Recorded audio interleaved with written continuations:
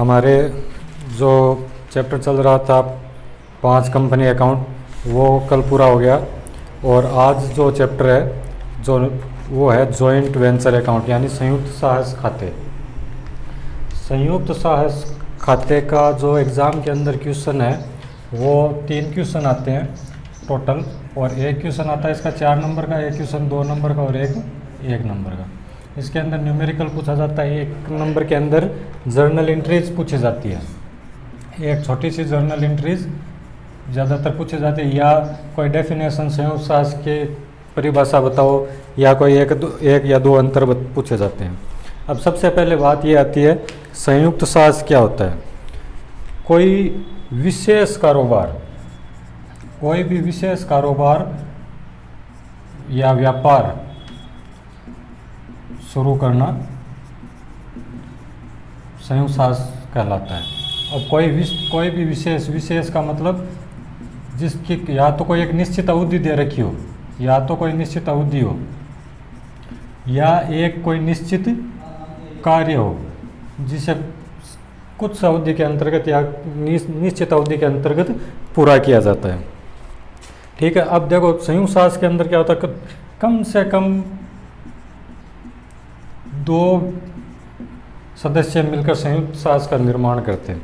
अब 2 सदस्य मिलकर तो साझेदारी का भी निर्माण करते हैं, लेकिन साझेदारी और संयुक्त साहस के अंदर ये फर्क है कि साझेदारी एक निरंतर चलने वाली प्रक्रिया होती है, लेकिन संयुक्त साहस है वो एक निश्चित समय के लिए, निश्चित व्यापार के लिए किया जाता है। ठीक है। और जो इसके अंदर जो कार्य करते हैं कम से कम 2, ये कहलाते हैं संयुक्त साहसी। ठीक है। और साझेदारी के अंदर जो व्यक्ति या जो सदस्य साझेदार होते हैं वो साझेदार कहलाते हैं। और साहसी इस चैप्टर के अंदर जो साहसी है वो अपनी देखो एक साहसी अपनी पूंजी स्वयं लाता है एक तो। ठीक है। और अंत में इसके अंदर कमीशन बेस पे नहीं होता, डायरेक्ट इसमें प्रॉफिट एंड लॉस की गणना की जाती है। लाभ या हानि संयुक्त साहसी की कितनी है उसके रूप में की जाएगी। इनको एज ए अस्थायी साझेदार भी माना जाता है। संयुक्त साहसी है उनको अस्थायी साझेदार, यानी इसका कोई स्थायित्व नहीं है। तो इससे जो व्यवसाय का स्थायित्व नहीं है, जैसे इसमें व्यवसाय किस तरह से किया जाता है, जैसे एक भूखंड लिया, ठीक है, इसमें से या तो भूखंड बनाए छोटे छोटे, उनको बनाकर बेचना, या ये मकान बनाकर बेचना, तो ये संयुक्त साहस के अंतर्गत आता है। ये साझेदारी के अंतर्गत नहीं आता, क्योंकि एक विशेष कार्य है, यानी ये एक भूखंड लेके उस पर मकान बना के बेच दिया, ये एक विशेष कार्य, और ये कार्य समाप्त होते ही संयुक्त साहस का कार्य समाप्त हो जाता है। तो ये तो दे रखी थी आपकी डेफिनेशन। ठीक है। उसके बाद में विशेषताएं क्या है। विशेषता अब इसी के अंदर देख लो, निश्चित कार्य को पूरा करना, निश्चित अवधि या निश्चित कार्य को पूरा करना संयुक्त साहस कहलाता है। ठीक है। और जो कार्य या अवधि पूरा हो जाता है, कार्य या अवधि पूरा होने के बाद में संयुक्त साहस भी समाप्त हो जाता है। ठीक है। और एक ये अल्पकालीन होता है। अल्पकालीन यानी जिस एक निश्चित समय के लिए होता है, तो वो अल्पकालीन। साझेदारी के अंतर्गत क्या होता है, वह निरंतर और सतत चलने वाली प्रक्रिया रहती है, तो वह अल्पकालीन नहीं होती है। वो 1 साल या 2 साल, 5 साल, 10 साल, 50 साल तक साझेदारी चलती है। ठीक है। अब साझेदारी के अंतर्गत कोई नाम दिया जाता है साझेदारी फर्म का, इसके अंदर संयुक्त साहस के लिए कोई भी नाम देने का कोई प्रावधान नहीं है। ठीक है। अब इसके अंदर जो पूछा जाता है 1 या 2 नंबर में, साझेदारी और संयुक्त साहस के अंदर अंतर। ठीक है। सीधे सिंपल अंतर है, और अगर अंतर आपको समझ में आ गया तो डेफिनेशन विशेषता बाकी इजीली समझ में आ जाएगी। जैसे ये संयुक्त साहस और ये साझेदारी। ठीक है। अब सबसे पहले जो अंतर का आधार है नाम। ठीक है। संयुक्त साहस के अंदर जो कार्य किया जाता है उसके लिए नाम रखना कोई ज़रूरी नहीं है, लेकिन साझेदारी के अंतर्गत नाम रखा जाता है। ठीक है। उसके बाद में आता है उद्देश्य। अब इसका उद्देश्य क्या है कि निश्चित कार्य को पूरा करना, निश्चित कार्य को निश्चित समय में पूरा करना, समय पर पूरा करना। और साझेदारी का क्या कार्य है? तो एक सतत व निरंतर चलने वाली प्रक्रिया, सतत व निरंतर प्रक्रिया।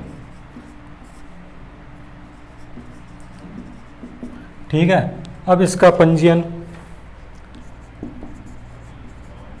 रजिस्ट्रेशन, संयुक्त साझ का रजिस्ट्रेशन कराना कोई भी ज़रूरी नहीं है, लेकिन साझेदारी का रजिस्ट्रेशन होता है। कौन से साझेदारी का रजिस्ट्रेशन, किसके अधिनियम के अंतर्गत रजिस्ट्रेशन करवाना ज़रूरी है। ठीक है, उसके बाद में आता है अधिनियम। अधिनियम के अंतर्गत संयुक्त साझ में कोई भी अधिनियम लागू नहीं होता है, और साझेदारी के अंतर्गत अधिनियम लागू होता है। कौन सा? साझेदारी अधिनियम 1932, जो कि 1 अक्टूबर 1932 से लागू है। साझेदारी में यह अधिनियम लागू होता है। सदस्य संख्या, सदस्य संख्या में इसमें कम से कम 2 होती है, और जो अधिकतम संख्या है उसकी कोई भी सीमा नहीं है। ठीक है, और साझेदारी अधिनियम के अंतर्गत आपने यह कक्षा 11 में भी पढ़ा है, और जो पहला चैप्टर है उसमें भी है, कम से कम कितने होने चाहिए? 2 और अधिकतम 50।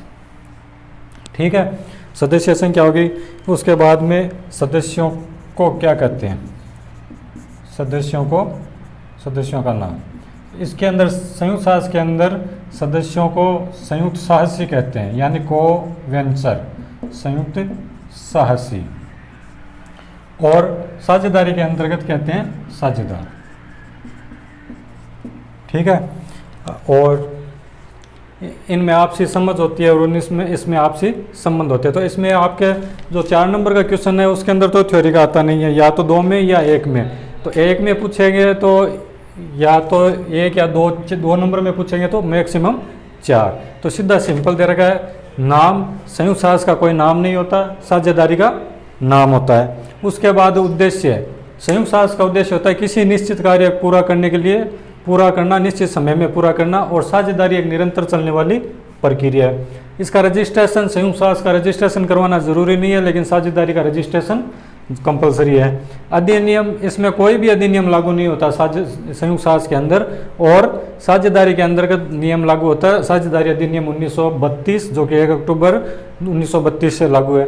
सदस्य संख्या, संयुक्त साझ के अंदर कम से कम 2 सदस्य होते हैं, और अधिकतम कितने भी हो सकते हैं। साझेदारी के अंतर्गत कम से कम 2 और अधिकतम 50।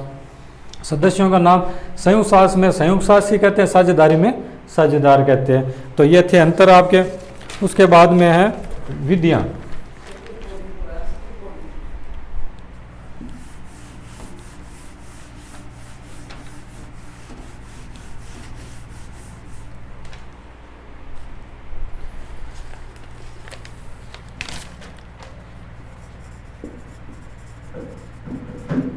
विधियां 2 तरह की दे रखी है इस बुक के अंदर। पहली दे रखी है संयुक्त साझ के लिए पृथक पुस्तकें रखना, पृथक पुस्तकें रखना। ठीक है, और दूसरी दे रखी है पृथक पुस्तकें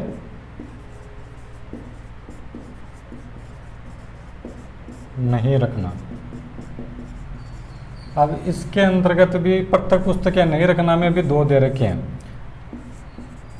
पहली दे रखी है स्वयं के लेन देनों का लेखा करना, केवल और केवल स्वयं के लेन देनों का लेखा करना। और दूसरा है स्वयं के साथ अन्य साझेदारों का भी, अन्य साझियों का लेखा रखना। ठीक है, तो इस तरह से आपके जो 3 मेथड हो गए। पहला तो पृथक पुस्तकें रखना, दूसरा पृथक पुस्तकें नहीं रखना में जो दे रखा है वो है स्वयं के लेन देनों का लेखा, और दूसरा है अन्य के साथ स्वयं के साथ अन्य साझियों का लेखा रखना, यानी खुद का भी रखना और दूसरों का भी, जितना भी साझी है उन सब का लेखा आपस में रखना। अब बात करते हैं पहले पृथक पुस्तकें रखना। पृथक पुस्तकें रखना, इसके अंदर 3 अकाउंट बनाए जाएंगे। पहला जॉइंट वेंचर अकाउंट, दूसरा जॉइंट बैंक अकाउंट और तीसरा को-वेंचर अकाउंट, यानी जितने साझी है उनके अकाउंट। ठीक है। जब भी कोई साझी अपनी पूंजी लेके आएगा वो जॉइंट बैंक में लिखी जाएगी। ठीक है, सभी भुगतान और जो पूंजी है वो इसी में होगी। ठीक है, और जॉइंट वेंचर जो अकाउंट है ये एक ट्रेडिंग अकाउंट की तरह बनाया जाता है, ट्रेडिंग एंड P&L अकाउंट की तरह। ठीक है, अब ट्रेडिंग और P&L के अंदर क्या करते हैं हम, जो परचेज है या एक्सपेंसेज है वो उसको लिखते हैं हम डेबिट के अंदर। ठीक है, और सेल है या इनकम उनको लिखते हैं हम क्रेडिट के अंदर कर। तो वैसे ही जॉइंट वेंचर में परचेज या एक्सपेंसेज होगा वो तो जाएगा डेबिट में, और सेल्स और इनकम होगी वो जाएगी क्रेडिट के अंदर। अब इस जो है मेथड, इसके अंदर जो एंट्रीज बनती है वो 1 नंबर में कभी पूछी जाती है। तो एंट्रीज के अंतर्गत जो कक्षा 11 में आपने एंट्रीज सीखी थी वही एंट्रीज है, लेकिन थोड़ा सा फर्क है। और वो फर्क क्या है, आपको याद ये रखना है कि जैसे नाम परचेज, ठीक है, सेल्स या कोई भी कमीशन, कोई भी तरह का एक्सपेंसेस, इनके लिए इसमें जो शब्द का यूज होता है वो होता है जॉइंट वेंचर का। ठीक है, दूसरी बात जो कक्षा 11 में आपने किया था कैश की और बैंक की एंट्री, उसके लिए कैश के लिए इसमें यूज होता है जॉइंट बैंक। ठीक है, अब जो आपने कक्षा 11 में जो एंट्रीज की थी वही एंट्रीज है, लेकिन केवल और केवल इनका ध्यान ये रखना है जो purchase, sale, commission, expenses, income जो भी नाम आए उसके लिए आप जॉइंट वेंचर शब्द का प्रयोग करेंगे, और कैश और बैंक के लिए आप जॉइंट बैंक का शब्द का प्रयोग करेंगे। ठीक है, अब इसके अंदर का जैसे कक्षा 11 में आपने जो एंट्रीज की थी उसके अनुसार देखो, अगर कोई व्यक्ति है, ठीक है, व्यक्ति अगर बैंक में कोई रुपए जमा करा रहा है, व्यक्ति बैंक में जमा कराए, मान लो राम ने भी जमा कराए और श्याम ने भी जमा कराए, दोनों संयुक्त साझी है। तो अब इनकी क्या एंट्रीज होगी, अगर आप कक्षा 11 में होते तो क्या एंट्री करते इसकी, तो आप कक्षा 11 के अंदर आपने इसकी एंट्री की है बैंक अकाउंट DR, ठीक है, टू राम और टू श्याम। अब आपको इसमें ये ध्यान रखना है बैंक की जगह तो आपको लिखना है जॉइंट बैंक। अब राम और श्याम दोनों इंडिविजुअल अकाउंट है तो इंडिविजुअल अकाउंट के लिए इनका डायरेक्ट इनका नाम ही आएगा। अगर परचेज सेल कमीशन होता तो इसके अंदर हम जॉइंट वेंचर लिखते हैं। तो इस चैप्टर के अंदर इसकी एंट्री होगी joint bank account DR to Ram. दूसरी, माल क्रय किया, ठीक है। अब कक्षा 11 में आपने एंट्री की थी इसकी परचेज अकाउंट DR, अगर माल नगद क्रय कर रहे हैं, ठीक है, तो purchase account DR to cash. और अब हमारी क्या एंट्री होगी, परचेज की जगह क्या आएगा अब जॉइंट वेंचर, ठीक है, और कैश की जगह क्या आएगा जॉइंट बैंक। अगर माल नगद क्रय न करके माल राम से क्रय करता, नगद क्रय न करके राम से क्रय करता तो यहाँ कैश नहीं आता, और कैश नहीं आता तो यहाँ हम लिखते हैं राम। तो राम हो गया इंडिविजुअल, तो ये जॉइंट बैंक भी यहाँ नहीं आता, तो इसकी एंट्री क्या हो जाती फिर joint venture account DR to Ram, ठीक है। अब माल बेचा,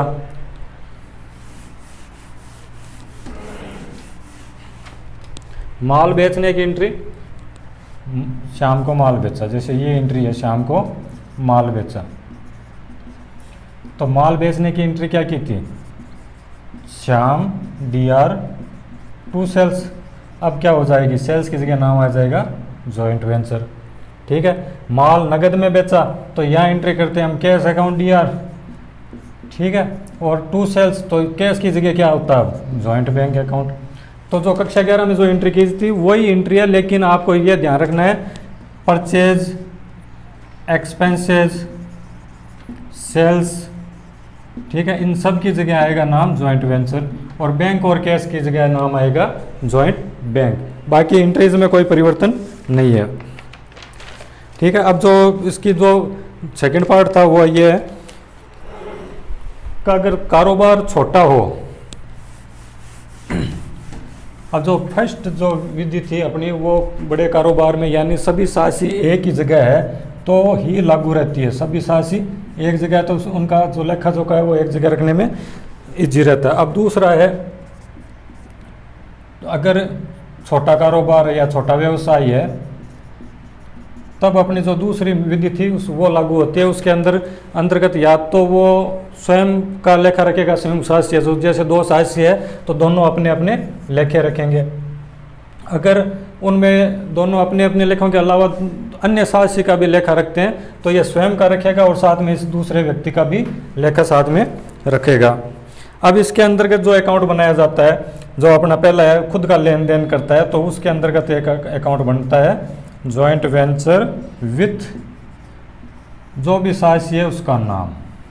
जैसे राम और श्याम दो सासी है तो अगर राम खाता बना रहा है तो वो लिखेगा जॉइंट वेंचर विथ श्याम, ठीक है। और ये जो खाता है ये इसकी जो प्रकृति है वो व्यक्तिगत खाते की तरह होती है, इंडिविजुअल अकाउंट, ये पूछा गया है कि क्वेश्चन, ठीक है। और जब संयुक्त सास की समाप्ति होती है तब यही खाता लेन देनों को बताता है, यानी किसको कितना लेना है और किसको देना है। अब इसके अंदर क्या लिखा जाता है, जैसे जॉइंट वेंचर विथ अकाउंट बनाओगे आप,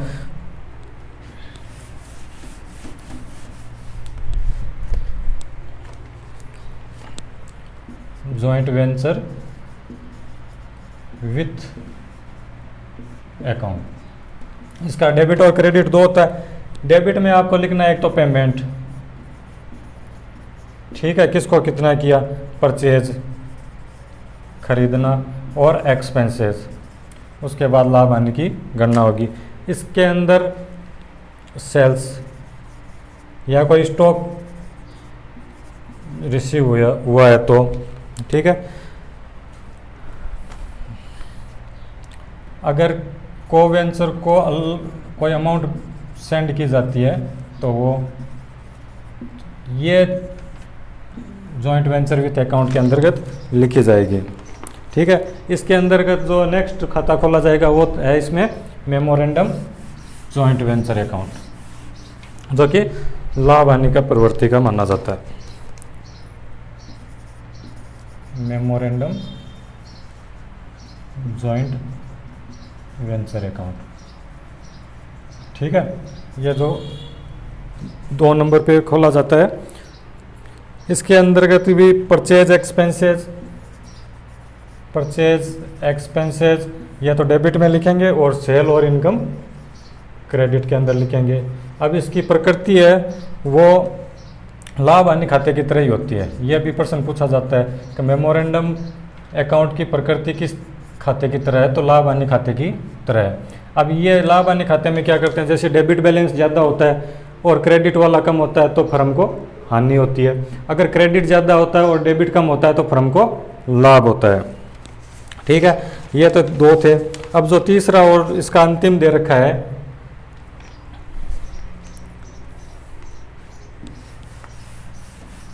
तीसरा दे रखा है कि स्वयं के लेन देनों के साथ अन्य साशियों का लेखा करना। स्वयं के लेन देनों के साथ अन्य साशियों का लेखा करना।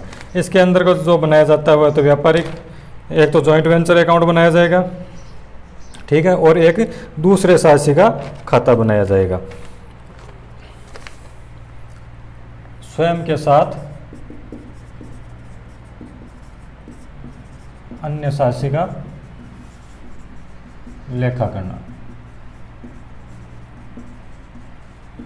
इसके अंदर जो पहला अकाउंट बनता है वो बनता है जॉइंट वेंचर अकाउंट, ठीक है। और इसकी भी प्रकृति कौन सी है, लाभ हानि खाते की तरह।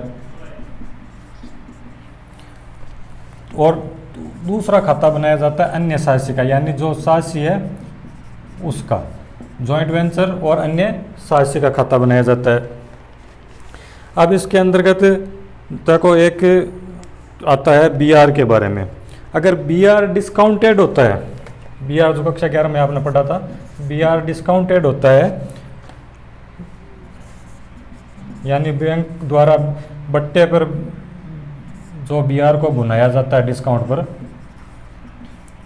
उससे जॉइंट वेंचर के डेबिट में लिखना है। ठीक है, अब ये तो आपके जो छोटा सा चैप्टर दे रखा है उसके अंदर थ्योरी दे रखी है वो ही। अब इसमें जो आप जो क्वेश्चन है ऑब्जेक्टिव, शॉर्ट आंसर टाइप और लघुतरात्मक, अति लघुतरात्मक, उनमें से जो क्वेश्चन नंबर 1 दे रखा है आपके अंदर शॉर्ट आंसर टाइप में, short answer type question number दे रखा है 3। इसका आंसर है जो अगला चैप्टर कंसाइनमेंट है उसके अंदर है, तो ये इसका आंसर तो आपको यहाँ नहीं मिलेगा। बाकी जितनी आज थ्योरी कराई है उसके अंदर जो आपके नॉर्मल जो क्वेश्चन है वो सभी कंप्लीट होते हैं यहाँ।